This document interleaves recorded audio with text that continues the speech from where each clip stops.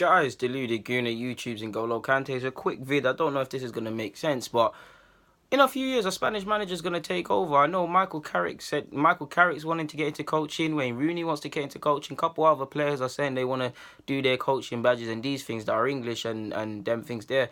But the Spanish players, like CESC, I've actually made a video. I don't know at this point if it's come out about CESC Fabregas or not, but I've made a video about CESC Fabregas. He's spoken about management. Juan Matt has spoken about management, specifically working with kids. So it sounds like more the academy, but fundamentally management. Xabi Alonso said he's on that. Arteta's already doing his thing. Pep Guardiola, I ain't got to say what Pep Guardiola's done in football. There's obviously going to be a couple of a Spanish man here and there. PK, I think he said everything from a coach to wanting to be president. He wants to do bare things.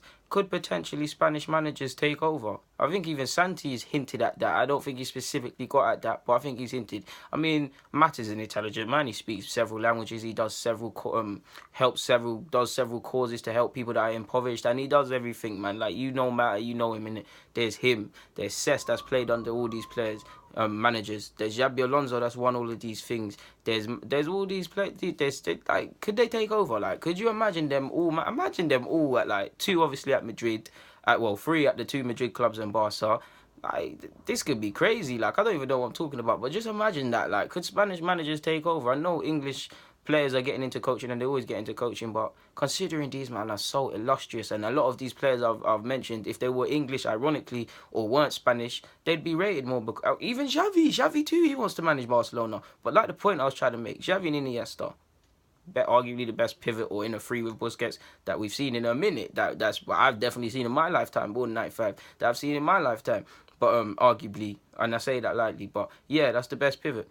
Obviously, them two are amazing. But if the likes of Santi, Mata, David Silva, Xavi Alonso, all of these Spanish midfielders I've named throughout the course of this vid, if a couple of them weren't in the same era or weren't Spanish and could afford to be rated and held in high regard, they would. It's unfortunate they're just with them two great midfielders. And collectively, all of the midfielders and players I've named in this vid are incredible, and they will go down as legends, and they're people that I actually admire. And like CESC is a player I aspired to be like as a right back, ironically, not based on the basis of the touch and them things. I mean, you can never be CESC, but on the basis that he knew where he wanted to be before it happened. He could paint a picture before it happened. Ironically, he could see something before it's happened. He could play a pass before it's meant to be there.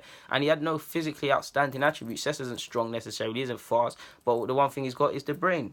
So yeah. Anyways, man, I don't know where I'm getting at this point, guys, so I'm going to stop waffling. Guys, Deluded Guna, YouTube's N'Golo Kante. Get in the comments, subscribe, and do the rest of it. It means a lot. Thank you for sticking with me throughout however long this video is. Get in the comments, like I said. Subscribe, like I said. Hit the like video, like I said. Share it on your socials. Follow me on my socials, Deluded Guna04 and everything, apart from Snapchat, which is DGuna04. Yeah, I'm out. Guys, Deluded.